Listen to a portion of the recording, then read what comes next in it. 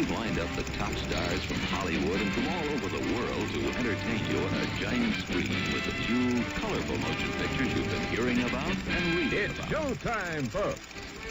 Enjoy the show. We're delighted to have you with us. They're driving theater.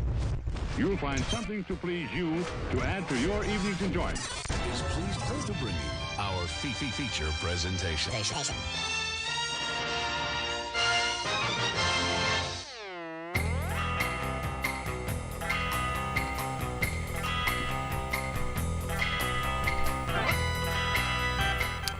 What's up, everybody? It is Monday. It's 8 o'clock. It is 8 o'clock Central Standard Time, wherever it is you are. It is November 28th, 2022, and you are tuned into the Drive-In Speaker Box, your favorite place for learning about life and talking about movies. And I'm your host, Bo, the Boom Operator. I am Slick Doggy the Grip. Right on. We're here. We just got back from Thanksgiving. We've been talking with everybody early on Twitch. You know, thanks for joining us early. Night Owl said I should be proud. I influenced her into getting a Google Chromecast so I can stop watching movies on my phone. You're welcome. That warms my heart. I'm glad that you're watching movies as God intended. I've updated my parents several times with by getting them Chromecast for the holidays, and I got them like one of the old Chromecasts where it was just that you would cast from Chrome or whatever to the TV, and it used to just be terrible quality cell phone traveling over real bad Wi-Fi.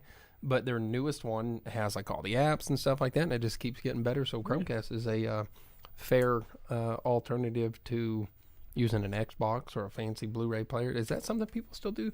Blu-ray players with the apps on them and things? I mean, the smart TVs are coming out. I mean, they're smarter than ever.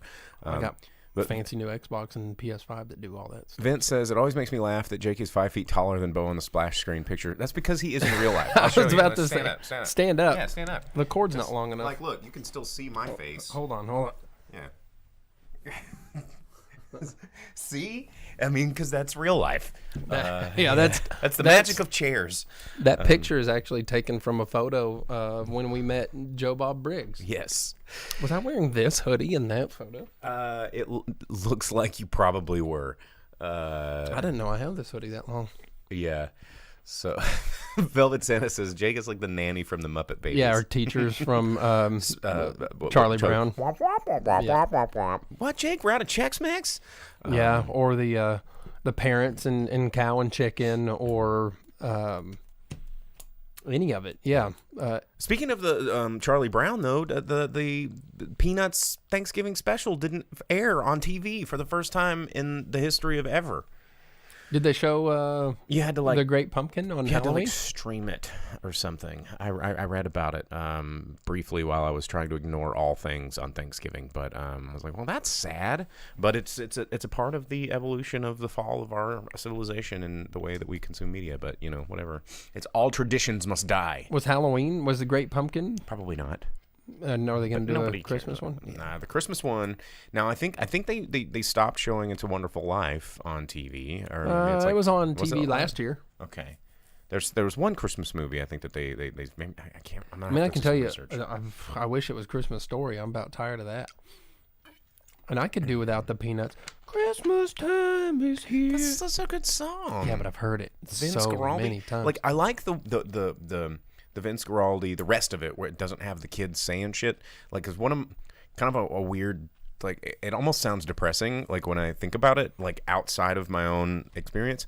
Like on Christmas, I like driving around by myself at night.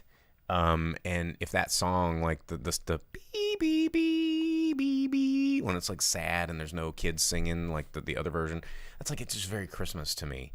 And it reminds me of all these Christmas movies that I really enjoy, where it's just like everything's quiet. I'm like the only person out there, and that was the Home Alone soundtrack's criminally underrated. That's true. Yeah, Home Alone absolutely. soundtracks are good. You know the only song I like to listen to for Christmas? Santa Claus and His Old Lady.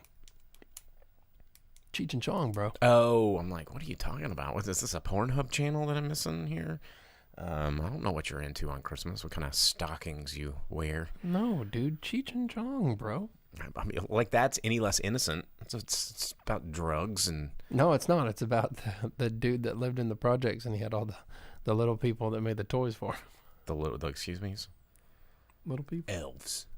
They're elves. That's what they identify as. Vince says, back when It Was a Wonderful Life was free, I saw it on St. Patrick's Day, and it was tinted green. It was wild. TV stations were nuts. TV stations were cool. Like, remember back in the day? There was always the urban legend, and it wasn't urban legend because it happened all the freaking time. Or there'd be some disgruntled like station op that was in like the program room switching buttons and would like put like 3 seconds of porn in the middle of a Jeopardy episode or something. And that's the second time in like 30 seconds he brought that up. Everyone knows what what's going on. It's because it happened. It's real, and that's what made me think of it. So, yeah, it's just how my brain works. Yeah, that's one of the whole concepts of the movie Scrooged is they take over the TV station because Bobcat Goldthwait comes in with the Speaking with of the shotgun. Bobcat Goldthwait, I think he's performing in Fayetteville very soon. What? Yes, hang on. Here, let me use my computer that I have. Let me see. Yeah, we're talking about Bo's foreign films. Yeah, here we go. Bobcat Goldthwait live at the Grove Saturday, December 17th. What? Where is that? That weekend. It's at the Grove in Rogers. It's a comedy club, which leads me to another. We have a comedy club? It's in Rogers, yeah. It's and Kevin Nealon played like a week and a half ago. I missed Kevin Nealon. You missed Kevin Nealon. But that sucks. I think he's really funny, man. But here's the other special announcement, guys. Drive-in speaker box. I'm going to make it happen. I don't know how yet, but I'm going to make it happen. But I want to say it's like in May. I've already bought my tickets. But here, let me find the date before I totally announce this. And I'm going to scroll, and then Jake's eyes is going to... The weekend of May 18th through the 20th. I'm going to try and hook up some very lucky drive-in speaker box viewers. We're going to have some sort of contest. I'm going to challenge some, and it'll be really for people that live in Northwest Arkansas. But we're going to try and get some more viewers. We're going to try and spread the drive-in speaker box. The more likes and shares and follows you help us get, I'm going to give you 2 tickets to see Pauly Shore live at the Grove the weekend of May 18th. Dude, I want to go in there Arkansas. and wheeze the juice. Yes, it's happening. It's for real, and I'm gonna get some tickets. I think if you want to get your own tickets, I think the Saturday shows are already sold out, and this is a show happening in May. I've got tickets for the Thursday show, but the Weasel himself is going to be here in Northwest Arkansas, and I'm gonna make sure that some drive-in speaker box viewers get some tickets and get to enjoy that show courtesy of the drive-in speaker box. Why do I just now find out about this? Because you got to stay. So actually, okay, that's a really good segue into. Here, let me just. Are you gonna do like Link? Since we're talking about the weasel. No, I'm just gonna put him underneath this cup, and I'm gonna set him free later.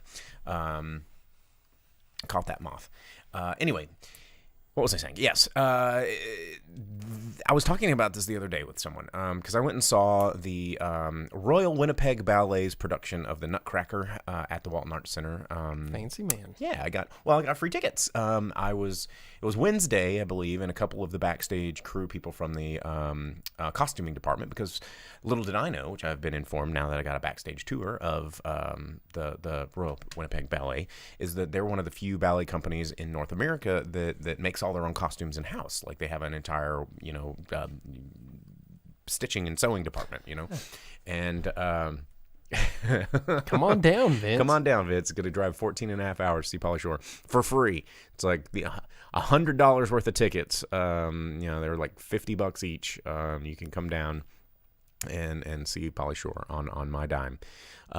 Anyway, so a friend of mine was like, "Oh man, is this the last night of the show?" I went and I saw it, and anyway, I got free tickets because some of the backstage crew was coming down to Pinpoint all week this past week and really loving the bar. And they kept telling more of the crew, and they're like, "Well, you got to come see the show. You got to come see the show." And I was like, "Well, Sunday is about the only time I can see it." And they're like, "Oh, it's our last show. You got to come down."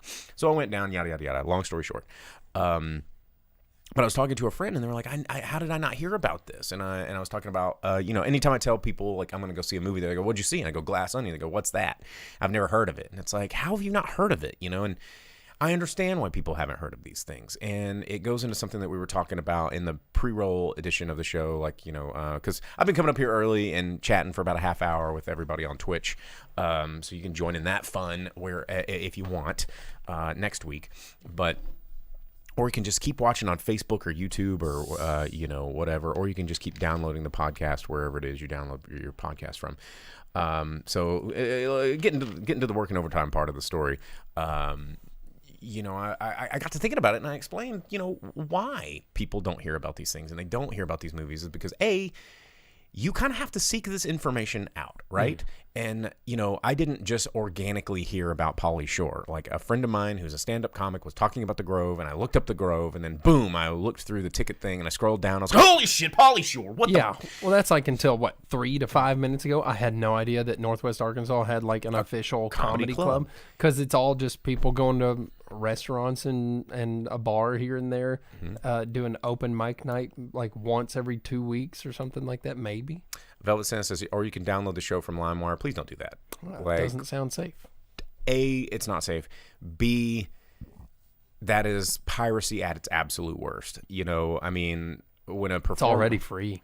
When a performer comes, goes on a tour, like, and charges tickets, like, there's a strict no cell phone policy, and that means someone broke that and disrespected that rule. I think he's talking about our podcast. Oh, the podcast? We are on LimeWire? I doubt it. What? No. Sam, you're distracting me. Anyway, what was I saying? You got to find this information. You got to seek this information out. And, what happens is the algorithms of our world think that they're only going to show us the things that they think that we want to see, right? And unless you're actually going out and looking for some of this stuff, like weekly searching out what movies are coming out, or tuning into a show like this and learning about what movies are coming out, it's you just going by your day-to-day business. It's not going to go, da, da, da, da, da, da, we interrupt your normal daily sandwich and let you know what movies are coming out this week. Like, you have to be looking for it. Once upon a time, marketing was all about, like, okay, a expertly placed billboard or a commercial on TV, or who watches TV anymore, or a magazine ad, or something that you would, or a flyer. Remember flyers? Like, you'd be walking down the street and you'd see a poster or a flyer. But so many of those things don't work anymore. And we got programmed to rely on digital ways of getting people's attention. But then, as that started to become the norm, these digital platforms learned how to monetize that and bury our information, unless people just spend gobs and gobs and gobs of money to allow their bits of information to reach your eyes. And you have to make a point. Like, if there's something that you like, if you're into comedy or you're into movies or you want to be into movies, make an iota of effort to seek out this information. Do some Google searching. Like, the information's not going to come to you. If you want to experience new things and try new things or eat new foods or see new movies, you gotta be looking for it. And people ask me all the time, how do I know about all this stuff? Because I'm always looking. I'm always looking around. I'm always asking questions and going to places that are new that I've never heard of before. And I feel so much of what we do now is like, I'm not going to do it unless I've heard of it before. And then it's kind of continuing to narrow everybody's view of what's out there available to them. So anyway, end rant, hashtag whatever. Hashtag whatever. Hey, you know what? Talking about how people don't watch TV and things like that anymore. You know that Bob Iger is back in control at Disney again, yeah? Everybody's thinking they're going to sell to Apple. What? Yeah, there was a rumor going around on the internet that they were going to sell like some Disney Plus properties and stuff to Apple. And Bob Iger is not a salesman. He's a monster buyer. He's like, I'm going to buy this. I'm going to own this. Anyway. There's no way. Yeah. Anyhow, he's back in control at Disney, and he was talking recently. He said that his top priority now that he's back in control at Disney is going to be to make streaming profitable. And it's not how? That's the thing. we always say, I'd be interested to see the metrics. Where's the money that streaming makes? How many viewers? So apparently from the interview with him and the things that I was reading, he was saying that investors and everyone, stock market, have been looking at how many viewers, how many subscriptions they can sell, but that doesn't actually translate to how much money it's making, especially an individual thing, Well, because a subscriber can be a free trial person that is paying nothing and they quit after that, so they want to see what the actual money is. And he said his pure focus is going to be to find a way to model streaming to make it where it is a profitable thing. This is what I warned everyone about but in 2004. Maintain TV and film at the same time, right? Yeah, no. This is the beginning of the end. And it's going to be, so what's going to happen is, they're going to go a free model. That was saying it says stream by the minute. What I predict happening is it's going to go the way of kind of what a lot of Amazon Prime is doing right now. It's like you got a lot of access to some pretty free content, right? But then there's a lot of movies there that you have to pay for. And they're going to probably start like iTunesing the stuff to where instead of like $14.99 or $9.99, it's gonna be like 99 cents. What's $1? What's $1? And your subscription, you're gonna be like, well, your subscription's free. You can watch all this other stuff that has maybe ads or whatever. But if you want to watch this, it's 99 cents. Microtransaction. What's $1? What's some DLC? And then they're gonna find that each subscriber that would normally pay, $9.99 a month to have access to all this stuff is now paying $50 a month, $60 a month, because everything they want to see is like $1. They're going to do the mobile games. Yes, thing. Farmville, the Farmville model. I think there's like a straight up like a third-person shooter game that I got on my phone, and I've probably dumped $25 into it. Well, and that's, I think it was it's not Zazzle, it's some company I think that starts with a Z, the people that did Farmville. I want to say that was the company. Again, I'm not looking at any notes. This is straight off my dome here. But that was the company that really sort of put Zynga. Yes, thank you, Vince. It was Zynga. I knew it started with a Z. Put microtransactions on the map and made all of these people like really look at this, which, I mean, they weren't the first one to invent it. They were the first one to really take it to the bank and just make bajillions of dollars. And then they started purchasing other games that were free and viral and then going, oh, how can we microtransact this? But once they got into the microtransaction game and other companies started seeing that they were making millions and billions of dollars off this stuff, then all of a sudden, oh, every bit of DLC is now this. And everybody, oh, here's a free, there's all these free games that just decided to pop up. But if you want that sword or you want that bonus crystal or you want the building time to be, faster, then you gotta fork over that. What's 50 cents? Oh, you want some extra gems? It's $1.99. You want a bucket of gems? Well, it's $14.99. You have all the gems that you think you'll ever use in the entirety of this game, but guess what? It's only a week's worth.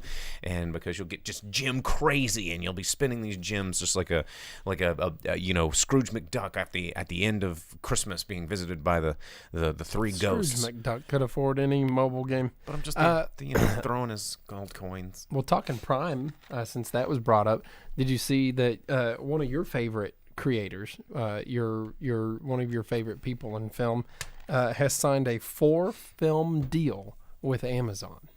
Who? To write, direct, and produce. I don't know if I saw this news. Multifaceted, multi-talented. The lead of Amazon Video referred to him as multi-hyphenated something or another because he has everything going for him. Tyler Perry, man. Oh, God. He's the big sign-on for Amazon. God. 4-film deal. Jennifer Salk, their head of Amazon Studios, said Tyler Perry's Perry's Medea's Amazon takeover. Undeniably one of the most prolific creators of our time. Whoa. Okay. Okay. So there you go. Amazon Holy is shit. It went on to praise him further. But Amazon is super stoked. Jean-Paul Sartre, we've got who else is a great Spielberg. Steven Spielberg. Give me a big Mark Twain, and then Tyler Perry, prolific creator of our time. Yeah, jeez. Halloween. Yeah, but man, just art, so that's Amazon. That makes me hate. People wonder why I get salty about stuff. And Hey, it's news like that. Talking about things that people don't like, you see that Helena Bonham Carter came out and said that people need to leave J.K. Rowling alone. Did she? What's that guy's name? Chris Crocker. Yeah. Leave J.K. Rowling alone. Mm-hmm. Yeah. So she was like, everyone's allowed to have their opinions. Okay, idiots, leave her alone. Okay, she didn't say anything aggressively. So you don't understand her trauma. That's what she said. She said everyone has a trauma that forms their opinions, and she's allowed to have her opinions and express those. And she goes, and I get that every other Harry Potter star ever except for me has stepped away and been like, oh, bitch crazy, and don't want anything to do with her. But she's except for those royalty checks. Yeah, but no, not a single Harry Potter star has said, please stop sending me those checks. Well, that's because it doesn't. Yeah. So yeah, Helena Bonham Carter, one of the few defenders of J.K. Rowling out there, which was a weird thing to see in the news. Vince said, she said Johnny Depp was vindicated and J.K. is persecuted. Yeah. So, and that was the thing. Well, she said, yeah, Johnny Depp was proved innocent in his libel case or whatever, basically. So yeah, who knows what's going on there. I just thought that was interesting to see that there was one person in her corner, whereas everyone else was like, I mean, I put a a Harry Potter booth in our Christmas deal. We're serving butter beer, and we have Bertie Bott's every flavor shots, but we don't allow trans people to get them. But it's one of those things that we're just trying to stay true to the work. But no, I mean, like jokes aside, I think that it's. Do you change the price on it after someone orders it? And like, what the hell? And you're like, oh, well, that's what I meant at the beginning. At the beginning, yeah. Yeah. And they're like, how much was that again? You're like, oh, since you asked, it's actually this. Completely different. But, I mean, Harry Potter, we all loved it. We all loved it. We can't pretend that we didn't. We can't go back and say, oh, actually, I really hated that because I hate J.K. Rowling. It's like... Why? That's the J.K. Rowling thing to do. Yeah, but you have something set, and that's the way you view things, and then someone asks you about it on Twitter, and you're like, you know what? Screw everything I said before. This is the new canon. And I think why are we still caring about J.K. Rowling? She hasn't created anything interesting and new since this. How about we just like say, hey, you're crazy. But thank you for this thing that you made that gave us some joy. But you crazy. Because as the creator, she can affect it still. Like her. Because she owns the IP, right? But she can't go back and change the movies. She can't go back and change the books that are already written. Well, Vince, the two more Beast movies may not happen. Yeah, I was reading an article about that, and they. So and that was something in the news, like. Warner Brothers killed off the Wizarding World, right? The Wizarding World's dead. It's never going to happen again. And then, like, almost immediately, they're like, well, here's the new thing about wizards. So. Yeah. I mean, the problem is it is undeniable that the world loved Harry Potter. Like, a lot of people are going to go, I never did. No way. No, not me. And, okay, yeah, maybe a small percentage of people in the world were not Harry Potter fans. But for the most part, we all were. I mean, I've been to the Wizarding World. I mean, I enjoyed those books, and I'm not gonna change my mind and say that I didn't enjoy those books. But do I still think J.K. Rowling kind of sucks? Yeah, but I can still enjoy those books. Do I love Conan the Barbarian, the film? Absolutely. Is that director a humongous piece of shit? 100%. Hey, which reminder, that's coming up in 2 weeks at the movie theater if you want to go watch Conan. Well, don't go see it. You can't, Jake. That guy sucks. Nah, forget that, bro. It's sick. Velvet Santa said the Harry Potter is like the Tube game on Star Trek, where everyone's like, you have to watch it. You have to watch it. And like Wes is like, no, I'm not going to do it. But yeah. Who was it? It was Ashley Judd that rescues him. Isn't that the episode with Ashley Judd? I don't remember. Yeah, he thinks that she's super cute. And then everyone's getting like the weird pleasure from the game, and like, you gotta try the game, dude. And he's like, I don't want to try the game, and they're like, put on the goggles, bro. Do it. Yeah. Anyway, yeah, that's enough of those. We got to talk about. We got to move on. I mean, do you have any other news things that you want to jump in? Because we're running out of time for this segment. Okay, all right. R.I.P. Jason David Frank. That was a shocker in the news. Green/White Ranger. We mentioned that last week. Oh, had that already happened last week? Mm-hmm. Okay, yeah. And then Yellowstone 1923 trailer came out. It will be coming out December 18th. It has Harrison Ford and Helen Mirren. I'm not going to see this movie. No way, it's a dude. TV series. Someone asked about if we watched 1899 or whatever. It's on my list. Yeah, that's the one with like Sam Elliott, right?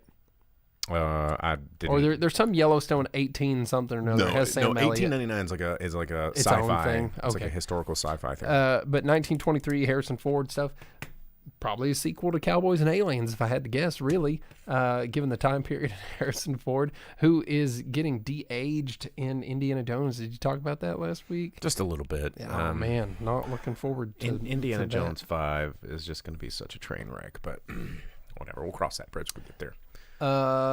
Vince says never seen Yellowstone but get huge CBS vibes. You should, because it's done by Paramount, Which is huge CBS vibes. Yeah. All right. Well, let's talk about what's coming out in theaters this week, because that's what we do at the 30-minute mark. We've got a handful of movies that are coming out. Most of them Apple Plus, like Emancipation, which is the new action thriller from with Will Smith, coming out. I think that one's on Apple Plus, and then Savage Salvation with Robert De Niro and John Malkovich, I think, coming out to streaming. They're saying it's hitting theaters, but that maybe means like one or two. Yeah, Will Smith was saying that he really hopes that him slapping the shit out of Chris Rock doesn't make people not go watch his movie. We'll see. Didn't work for JK, so... but the movie that's coming out in theaters nationwide that I think is going to make a lot more money than I think they anticipated it making when they made this film, because the marketing for this has been blowing up all over the internet, but Violent Night. I want to see it.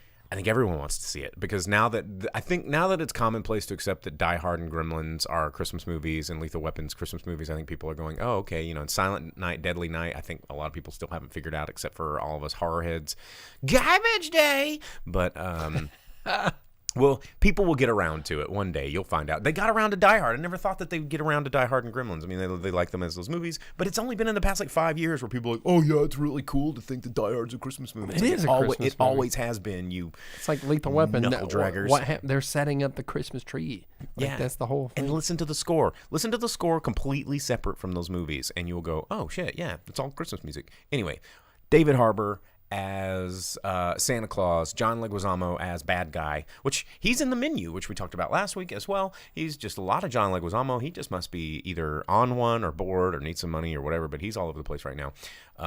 The Leguizamo-sance may be approaching, I don't know, but I think this looks really fun. It kind of reminds me of a reverse, what is it, Dial something Pierre Noël or whatever. It's like a French action horror movie, action Christmas movie, where the Santa is like this homeless dude, and he dresses up as a Santa, and he breaks into, it's like very Home Alone before Home Alone was made.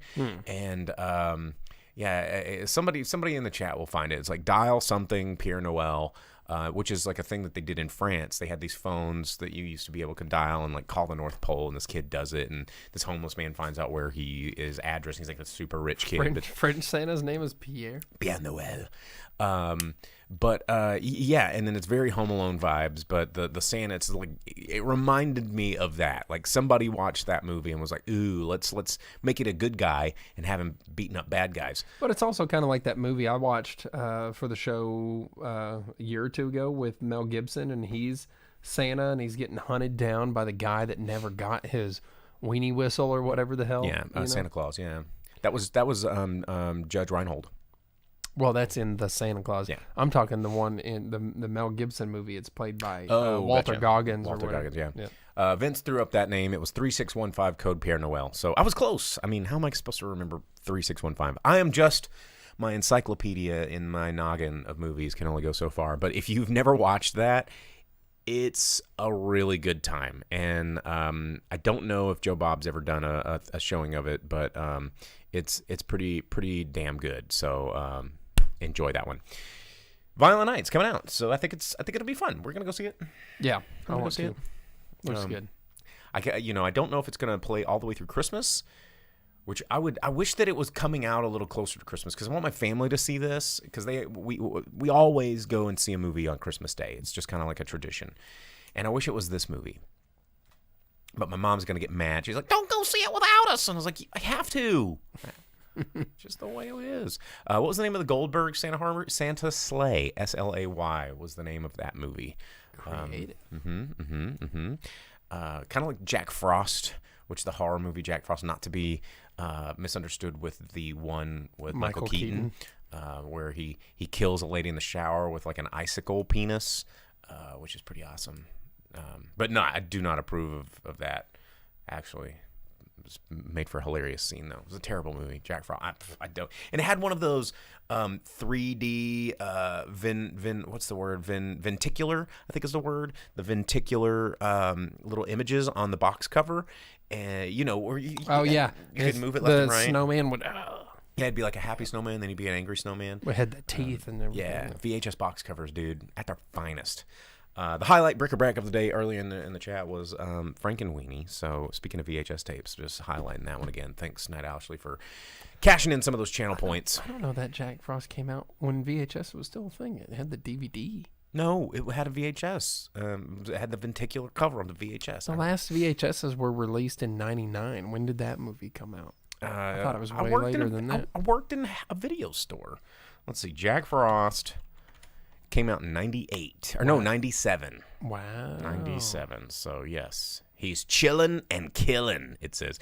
After an accident that left murderer Jack Frost dead in a genetic material, the vengeful killer returns as a murderous snowman to exact his revenge on the man who sent him to be executed. 97, really? Yeah, dude. Scott McDonald was Jack Frost. And a bunch of up-and-comers that never came, I guess. There you go. Vince says, do you know that Snowman was supposed to be Clooney? That's why the face looks exactly like Clooney instead of Keaton. I never really thought about that. Because I never really liked the Keaton Snowman movie. I wasn't a fan. So anyway, that's what's coming out in theaters this week. You can check it out. We will be checking that out. Now it's time to talk about some stuff. Let's talk about Slumberland, because I didn't see it, but it is Netflix. It's not a theater. I'm going to save the theatrical after. I'm going to do the theatrical thing after this. I'm going to talk about Glass Onion. Then we'll save Wednesday for the last, because we haven't watched all of it yet. Yeah, okay. So Slumberland. So kind of like Glass Onion. It's made for streaming, but a theatrical production type thing. Like, it could have been released in the theater, no problem, I think. It is a movie of All right. of a girl. So it's not doing anything new, right? There's nothing new here. But it's about like a girl and her father. They live alone in a lighthouse. The dad has to leave, and he's totally normal in the middle of telling her like a bedtime story about all of these adventures that him and this friend of his had. Why does she look like Saoirse Ronan? A little bit. But Hey, did you see what it did there? Pronounced it correctly. Yeah, you're welcome. But he leaves in the middle of telling her this story that he is telling her of the adventures that he had when he was like kind of like a criminal outlaw type character, when he was a thief and all this before he settled down with her, and they began living in this lighthouse. But he leaves. He becomes lost at sea, never to be seen again, and she is forced to go live with her just completely out of touch uncle who is not keen on having a kid. So is this anything based like on Little Nemo? Because I noticed that the main character, or the girl, is named Nemo. No, and she's in a flying bed, which is very Little Nemo. It's kind of like Little Monsters, a little bit. Okay. So the whole thing is that she has really vivid dreams because her dad has told her all of these Kyle Chandler, really vivid stories. Who is everyone's dad and everything. Right. Yeah. And she goes to live with her uncle, who's just totally not creative, and he's the most boring dude, and him and her dad are totally estranged because her dad's like the most exciting guy in the world, and her uncle is a doorknob salesman. Like Is that Chris O'Dowd? Yeah, 'Cause yeah, from the IT crowd. I really love Chris O'Dowd. He is hysterical. He did a really good. If you've never watched Get Shorty, Well, in this, he's like the most serious, bland dude ever, right? Like, that's his whole thing. He's the owner of a company that makes and sells doorknobs and drawer pulls, and he thinks that's the most thrilling thing in the world. So her escape and everything is her dreams, and she is trying to see her dad again in her dreams because she encounters the character that is Jason Momoa in her dreams, Flip, right? And he is this, like, crazy character just tearing through the lighthouse when she shows up there in her dreams, and he's like, I gotta find this map because if we can find a pearl, you can wish for anything in your dreams and have whatever you want. And she's like, I want to see my dad again. And he was like, well, you can do that if you can get a pearl. And convenient, they're right next to the ocean. Right. Well, you have to travel to the Sea of Nightmares and dive to the bottom and to obtain a pearl. And the whole time there's Seems like a little this harder than he previously advertised. super evil octopus nightmare that's coming after you the whole time. But it turns out Flip is like this dream criminal. He's a thief from all of these dreams, and the Bureau of Dreams Kinda reminds me of is Time Bandits. after him. I mean, it's kind of like a little bit of everything. The point of it is this girl goes on adventures with this guy. He kind of also is just using her for his own means, but it turns out he's lost in Slumberland. He's been stuck there for years. He doesn't remember who he is because she's like, who are you in the real world? He goes, I don't know. Your name is Kohaku River! Yeah. And his whole thing is that, get out of here, bro. And he wants, his wish, why he wants a pearl so that he can remember who he is, and she wants to see her dad again. And then, touching story of life and letting go and coming of age and a little bit, but more so it's being an 11-year-old and having that loss and having to cope with it, and yeah, that kind of like growing up, but also like realizing that her uncle is her family and him and her finding a way to bond and everything like that. It ends up being a pretty good movie, actually. They travel through people's dreams like Inception type thing. Like they go from door to door within these dreams, these hidden doors to travel between other different... It's just a bunch of people in classrooms with no pants. They talk about dreams like that. There's different dream areas. Where teeth are falling out. Yeah, stuff like that. But they go to recurring dreams. And so, like, there's the Canadian that's riding a giant goose. There is the little Bosozoku boy who's driving a dump truck through a glass city and just tearing the place up. That sounds kind of awesome. There's this dude who's preening himself in the mirror, and he's, like, sharp dressed. He looks like Morris Day, right? Oh, yeah.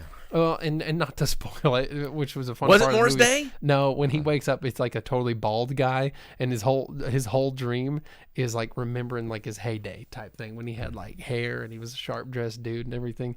But they go through all these people's dreams as part of this adventure, and eventually he gets locked up because he's a criminal. She goes back and rescues him once she kind of figures out more about who he is and stuff like that. It ends up being like a fun adventure. It's a good kids movie. I liked it, man. It's not a bad movie. It's worth the time to watch it. It's one of the few things where Netflix gets something and you're like, well, I would watch that. Not really quite like Wednesday, which we'll talk about in a minute. Yeah, no, not so much. It's like a little touching story kids movie and ends up being a lot of fun. So, well, right on. That's out there on Netflix right now. You can check it out. It is streaming currently. Came out last week. The movie I was going to talk about tonight is Glass Onion. Of course, this is the new movie that is a Glass Onion, a Knives Out adventure, or whatever they're calling it, which I thought was absolutely a Knives Out mystery. I think it's what's going to happen with the next one? Is it going to be called like, Spruce Goose, a Glass Onion, and Knives Out mystery? Like how far are you going to make us try and remember that this is a sequel to this other movie? Just like call it something else, kind of like they did with the Murder on the Orient Express, and then the subsequent sequels that are coming out that just have their own names. Like, well, but it's Murder On. Well, maybe so, but franchise or just call it Knives Out 2. or just start calling it by the character. Like I hate this A Knives Out. It's like the first one they have to stick with the title, even though I don't know, it's ridiculous. But Rian Johnson with Benoit Blanc, who is played by Daniel Craig with his super cringy Southern accent that he has. With a ensemble all-star cast: Edward Norton, Kate Hudson, Dave Bautista, Catherine Hahn, Janelle Monáe, who is actually steals the show, Jessica Henwick. You know, you've seen her. Madeline Klein from the Netflix thing with the treasure hunt one, where they go look around and it's all Abercrombie and Fitch treasure hunt. Outer Banks, that's what it was. What shows are you watching? It was like a huge thing on Netflix. But this movie is a whodunit. You know, it's a fun whodunit. It is a very predictable whodunit. Much like I felt about Knives Out. Everybody's like, oh my God, did you see Knives Out? It was like the most heady psychological twists and turns and everything. Couldn't figure it out. Oh my God. If you've seen a whodunit, like, this is not going to give you any twists or any turns. And there are parts where even at the end, they kind of acknowledge how dumb and obvious all this was. Like, Daniel Craig's character, Benoit, he gets upset at how stupid this was and how he didn't see it. He's just like, this is the stupidest thing. I should have called this from ages ago. Vince says, thank you, Knives Out was pretty predictable. I agree. You know, I think that movie was fun. It doesn't, just because a whodunit is predictable doesn't mean it's not fun. Okay, you know, I think that a whodunit is about the character study and the fun along the way, kind of like Clue. You know, yeah, that's how that Slumberland movie was. I saw everything coming from 5 minutes in. Didn't affect it. Still made it where it was a fun movie. Well, and there's so much about this movie, I think, that is twice as predictable as the first one, but twice as enjoyable. You know, I'm not going to say that the mystery was the best part of this movie. It was the performances. You know, watching them interact, some of the dark comedy that happened. Edward Norton was hilarious. It's got a lot of social commentary about, you know, what was going on in the pandemic and rich and powerful people and what they're willing to do to stay rich and powerful. And that's what really it's about. It's about seeing Dave Bautista carry a gun in front of his penis in a Speedo for most of the time and being an asshole, and it's kind of funny. And then seeing, like, you know, Janelle Monáe play, like, you know, some really interesting character.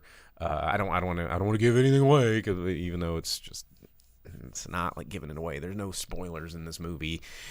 Benoit solves the crime. Like, you know, the bad guy, the person that you think is the bad guy from the very beginning is the bad guy at the very end. Like, whoa! Spoiler alert.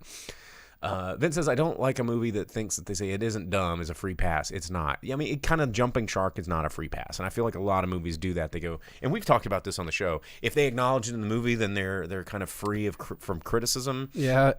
Actually, there's another YouTube show, if you watch the pitch meeting show, he does that. He'll talk about that a lot, where it's like, and then one of the characters points out that it's stupid, so that we're not at fault here. And the producer is always yeah. Don't you think people? He's like, nah, it works every time. Well, I like where you're going.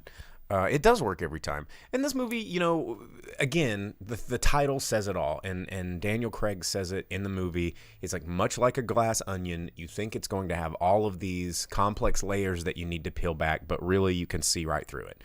And that's what the title of the movie's about. That is the whole metaphor of the glass onion, even though it's supposed to be named after this bar that they all met at, and he built this glass onion. But that's the metaphor, is layers you can see through. It's not as complex as you think it's going to be, but have fun, buckle up, and enjoy some good performances and funny scenes. And it's just a fun movie, you know.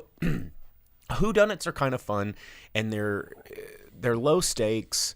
You know, the world isn't getting destroyed. You know, it's just a fun mystery, much like anything. That's why I love Agatha Christie movies, because they're dumb and they're fun, and the main character's engaging, and you just enjoy watching these characters figure it out because you've already figured it out.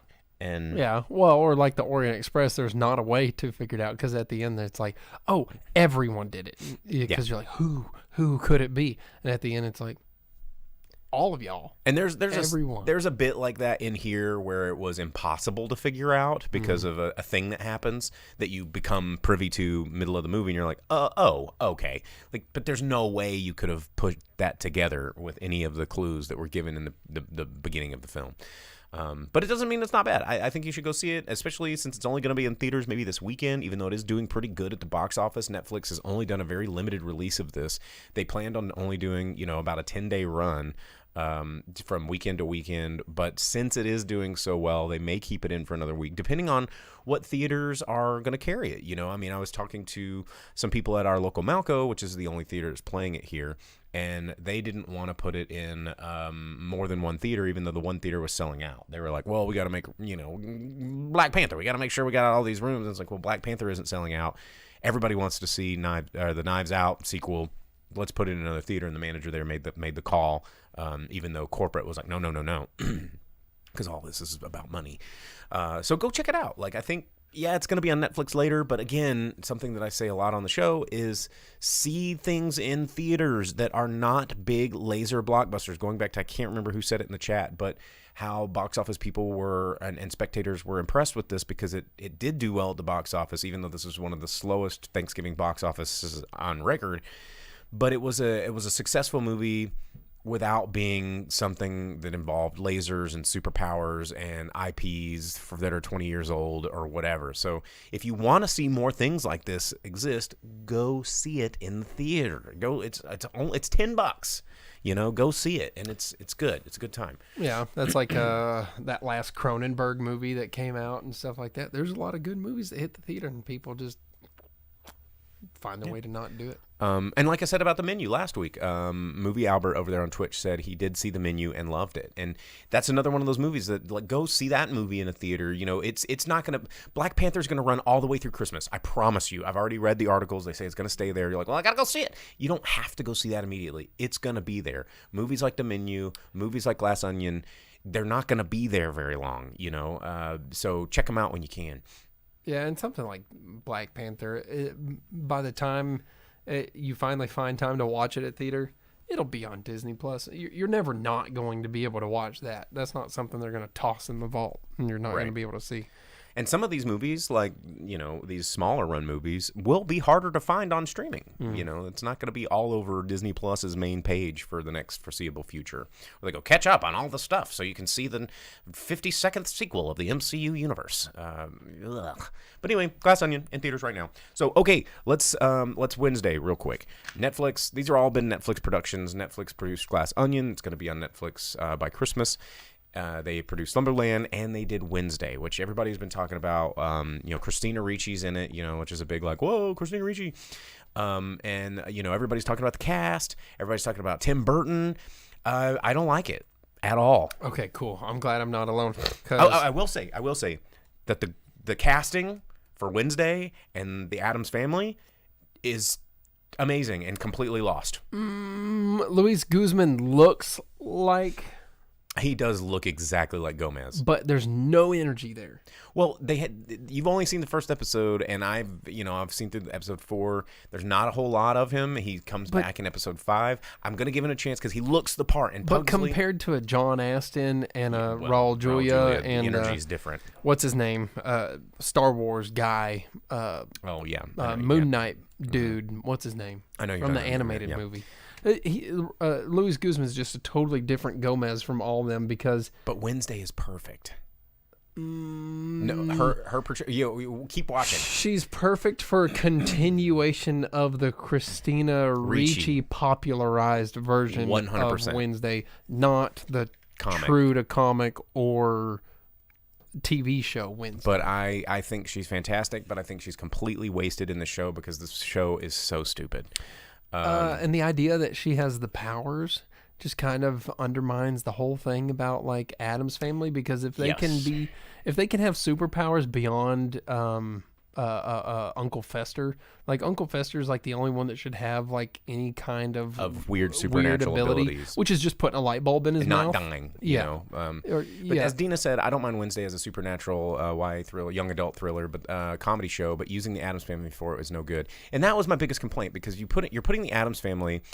It's basically like Wednesday Addams goes to a Hogwartsian Sabrina the Teenage Witch school. Yeah, everyone's werewolves, and so now you're in a world that like everyone has powers. You have seers and werewolves and harpies, sirens, and like, gorgons, and But So- somehow Wednesday's still edgy. So now all of a sudden the Addams family has nothing special about them. They're No. not weird because they're in a world where people in this town Drink are like, blood. Yeah, they're like, oh, a werewolf ate my friend again the other day, and the sheriff's like, dang it, we really gotta figure this out, dude. Tell him it was a bear, I guess. Again. Yeah. And they go to the school, which, Wednesday is just a person that's into really dark stuff. She's cold. She's into, like, murder and, all this kind of stuff. She doesn't have, other than being kind of a psychic in the show, but they're all acting like she's the craziest and weirdest. And it's like, bro, you are a vampire. You literally drink blood and murder for sustenance, and y'all are like, oh, but I heard she put piranhas in a pool. She's dangerous. I'm like, you drink blood. Like, you're not addressing the world that you created and make it how stupid this is, and how the character of Wednesday Addams, she loses the Addams family, like you said, it loses its creepy, kooky, mysterious, and spookiness when everything in this world Oh, is... no, but they literally said that phrase in the show, so it makes it okay. God. You see? So that's the only fan service callback thing that they do at all. But the thing about giving her powers is if she has powers, where's Gomez and Morticia's powers? Why is Pugsley a punk ass in this too? Which it's like, I hate the thing about making Pugsley like a helpless, like, little wiener. Scapegoat. Yeah. Because he's always picked on like a younger brother. Pugsley is a destructive force of his own. He's the explosive expert. Like, if you go back through to the original comics, like, he and Gomez bond through their love of, like, violence and destruction and explosions, and Morticia and Wednesday are kind of the dark, goth, death obsessed sort of whatever. And I think Barry Sonnefeld's portrayal of the Addams family in his two movies, the Addams Family Values, borrowed from the comics in a lot of good ways, and gave them their own kind of stand up. But, like, as Night Ashley said, she's always we've been curious about their world. Their world is our world, and that's what makes them odd. That's why they're so strange and weird, and people fear them. But in a world where you have real life monsters, why are you creeped out by Thing when a dude literally has a fish tail and swims in the lake? Like, you didn't see that episode, but yeah, I mean, I saw that there's girls that touch the water and they get the scales because they're sirens. They exist to lure people to their deaths, or like there's werewolves Gorgon that who turns eat people to stone, and and people that control things with their minds, and they're like, oh, I'll just pull these stone things off these walls. All of a sudden, the Addams family there's nothing strange or spooky or ooky, and they're just goth. Where's Grandmama on this? Yeah, where is Grandmama? She's not in this, but she needs to make an appearance. And Velvet Santa says, and there's no Addams family rap. I believe it's do what they want to do, say what they want to say, live how they want to live, play how they want to play, something to something, and dance when they see a friend. Addams family, and then they're too legit. Yeah, that's how. Thanks, MC Hammer. Not else, she says, it kind of makes me think of a show, Hotel Transylvania. Yeah, the problem is the Addams family in the extended world that Barry Sonnenfeld helped create, and even in the original TV show and the comics, you have people like Cousin It, which opens up like their family is still a family of weirdos, but not like in a world where there's all these werewolves and they're just a different flavor of weird. They're this unique, like, alternate thing. Right. And this removes every bit of that to make it Sabrina the Teenage Witch meets Hogwarts, meets Twilight, meets love triangles. And, I do like the fact that they show a little bit more gore and blood, which I think is cool. But for the most part, I'm just not really feeling it. It just feels kind of weak and try-hardy. But anyway, I'm going to finish it. So, as Vince says, it's a fish out of water, not a lake of weirdo fish. Yeah, exactly. And it's like the very first episode, which is fair, as far as I've gotten into it so far, but I don't have I don't feel like I want to get further into it just because it's not Addams Family. It's definitely just like using Wednesday's a marketable, like, hot goth sort of thing that they want young people to say, ooh, cool. Yeah, exactly. It's like something just Tim Burton wanted to do, and he slapped the Addams Family skin and name on it to be able to market it for what he wants. But it's more of Netflix's Sabrina. Yes, it is. It's a continuation of Sabrina the Teenage Witch, which I watched all of, by the way. See, I totally got out of that as soon as they're like, "Oh well, there's like the devil, and he's gonna come up, and he's gonna pull his dick out. Don't worry about it." And I was like, "I hate this show." It's funny because that show hit like a trashy sort of nerve that I just couldn't stop watching, much like True Blood did for me. And I was like, oh yeah, this show is so dumb, but I'm gonna keep watching, and that's what Sabrina did. It's like I was this far in, I gotta see it to the end. And as Vince says, bottom line, it seemed too young adult for me, and it is. It's very young adult, which is odd because the Addams Family was never, even the Barry Sonnenfeld movies, which were family friendly. That's a big thing that I have beef with, is that family friendly should be fun for the whole family. Not something that adults have to sit through because it appeals to the kids. Yeah. And it should appeal to everyone. And that's what the first Addams Family did so well. It had adult stuff. It had stuff that kids would like, but it wasn't like, kids. We like kids. Kids like goth stuff right now, so this is what you're going to like, and we're going to go boy crazy, and we're going to love triangle like Twilight, and ugh. Yeah, and the thing, too, thinking about it really, is that Wednesday, like you said, it's like everyone's like, oh, goth chick, let's just focus on her. We'll make her older so that you can sexualize Wednesday or whatever instead of her being a kid. Yeah. But the thing about it is in Family Values, it was kind of Wednesday and Pugsley heavy. Mm-hmm. But it was enough of the balance between the family and Wednesday to make that work. And then the new animated movies, the second one had enough. It was Wednesday heavy, but she was super angsty in it, about wanting to get away from the family. But it was still enough about the family that made it work, because the Addams Family doesn't work when it's not the Addams Family, right? Because it really needs to follow.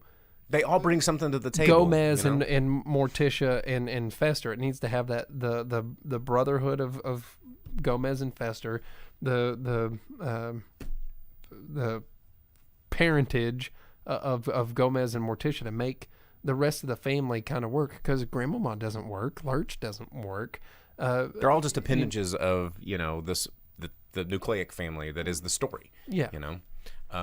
Because they all have different things that they contribute, and when you separate them, it just makes it weak, and then you have to give her magic powers and make it silly. and then in the first episode, like, Wednesday just hates everything about her and family, why? Which is just so against what everything else Addams Family's ever been. Is that no matter what, the family stays a family. Which, if you like the '90s movies, that was the whole thing. Is that the whole family wants to come together and make Fester a part of the family again. Yeah. And the whole thing is, no matter how hard he tries to hurt them or push away or take from them, they're like, no, they gotta stick. Addams has got to stick together. Yeah. And that's what makes it work. Everything about this is but not selling it to Gen Z is like, nobody understands me. I'm such a rugged individual. Good. I hate my parents. I'm in a goth school full of outcasts, and somehow me only wearing black is like weird. Like, this is the most colorful, happy-go-lucky college full of people that should not be weird by a person that wears black all the time. Anyway, whatever. I'm not enjoying it, and there's that. So we got to move. Dina says Addams is supposed to be the antithesis, and they made her a normal angsty teen, basically. And it feels flat. Like I think they're squandering the character, especially when I think she is really great at this performance, and I'm sad that the whole show falling around her is kind of just weak. But okay, box office roundup. We gotta move. We are running low on time. I'm gonna turn things over to Jake, and it was a 5-day weekend. It was a holiday weekend, November 23rd through 27th. This is a big weekend. Holiday weekends generally are, because a lot of these movies came out on Wednesday because it was the holiday weekend. So we're going to go for the number 10 movie, going to go all the way up to number 1. We only give you domestic numbers because that's what movie producers and studios care about the most. So, Jake, give it a go. All right, here we go. Coming in at number 10 in its second week of release, She Said brought in $1.5 million. after 2 weeks. Yeah, and its total after 2 weeks is $4.35 million. Honestly, don't even know what this movie is. It's about the Me Too movement. Oh, Yeah. okay. I see. Then coming in number 9, 6 weeks out, Ticket to Paradise. That movie has done way better than I ever would have thought. From less People than like perfect marketing. those two. They like them. Yeah, I mean, they didn't need to market it. What do they need? They got two faces out there that people like. Yep. 2.6 million this past week, bringing it up to 65 million at the box office. Not so bad. Yeah. Coming in at number 8, which I didn't realize this movie was already out, and it was third week. It was LA, New York for like 2 weeks, and then this was its wide release week. Yeah, which wide release? It's only in 638 theaters. Right. The Fabelmans, Steven Spielberg's movie about Steven Spielberg, bringing in $3 million this past week, making its total 3.46. So yeah, it's just starting to A good get theater any kind of average, money. though.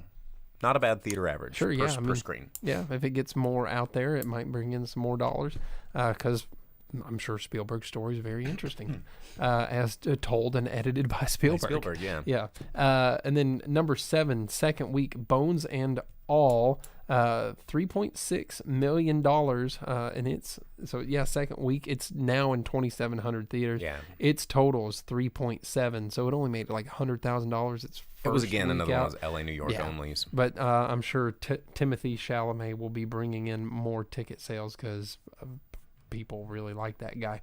And then 6th week of release coming in at number 6, Black Adam, still hanging in there, brought in just under $4.5 million this past week, making its total 162.8. That one is already out on streaming. I'm not sure how that affects it. I'm sure it has to drop it, you know. It's theater average, but I think Warner Brothers wanted to get that available online so they could bring in as much as possible while the hype was still there. In its second week of release, number 5, The Menu, brought in $7.6 million. Which I absolutely loved. Talked about it all last week. If you want to download that episode on Spotify or check out the live stream repeat, phenomenal movie. Yeah, that brings its domestic total just under 19 million. So not bad for that one. I still need to see it. It's really good. I would like to, looks good. You told me a little bit about it too. Sounded great. And coming in at number 4 in its first week of release, Devotion brought in $9 million. All right. Not bad. Dang. And then number 3, the Netflix movie reviewed by you on the show moments ago, $13.2 million. Again, not bad. Considering it was only in 700 theaters. Yeah, just shy of 700 theaters, brought in A humongous. quite a bit. It would have been the number one. If it had that same theater average, it would have been, in a wider release, it would have been the number one movie by a long shot. Yeah, it's in 60 more theaters than The Fabelmans, and brought in $10 million more dollars in its first week of release. Yeah, I mean, I was looking for tickets for it, and almost every showing was sold out. So Yeah. Also, first week of release, Disney Pictures, Strange World, brought in $18.8 million. Disney is not happy about this one because they said it had some $130 million budget. They said it had a big advertising budget, but I don't think they used that advertising budget well. And I've heard a lot of people getting backlash about how woke this movie is. Apparently, I haven't seen it yet. I don't really know the synopsis too much or what woke parts like the dregs of America are complaining about. But Disney's not happy with this one. Happens from time to time. And then number 1 in its third week out, also from Disney, something they are probably more than happy about, $63.8 million, Black Panther 2, Wakanda Forever, bringing its domestic total up to $367.5 million. So It's a lot of money. It's a lot of bucks. But there you go. Yeah, that's the top 10 movies in America. You can see all those. We obviously recommend The Menu and Glass Onion. I do want to check out Bones and All this week. That's probably going to be one that I see, as well as the Violent Night coming out this weekend. I definitely want to see Violent Night. I might force myself to watch some more Wednesday. Yep, I'm gonna try and finish it. I'm halfway through. I want to, I pretty much think I've figured out what the monster is, but One of the werewolves. You want to? No, I don't think it is. But you want to see it through. So there you have it. Anyway, thanks for tuning in, guys. Feel free to like and subscribe wherever it is you like to do your live streaming, Facebook, Twitch, or YouTube. Twitch is a lot of fun because subs go directly in our pocket, and you can catch us a little bit early and jump into the chat, which is a lot of fun. Hey, Furious Apology, cheers to you as well. You can always download this version, the audio only, wherever it is you get your podcast, Spotify, iTunes, whatever, Apple Music. Is it even called iTunes anymore? I don't know. I live in a different planet. Twitch, too, you can have some of the fun emotes, like the up-and-comers coming soon as from a suggestion of Vince. Bostradamus emote. That's a good idea. I need the robes. We'll figure something out. But thanks for tuning in, guys. We will see you guys next week right here. Same time, same channel. Driving Speaker Box, 8 o'clock Central Standard Time. There's Vince with a collection of emotes up there looking good. Dude, all those tier 3s. Congratulations, man. All right, we're out of here. See ya. Bye. As you leave the theater, folks, please be careful. Don't let this happen to your car. Be sure to remove the speaker before you leave. If you should accidentally pull a speaker loose, please turn it in at our snack bar or box office. Thank you.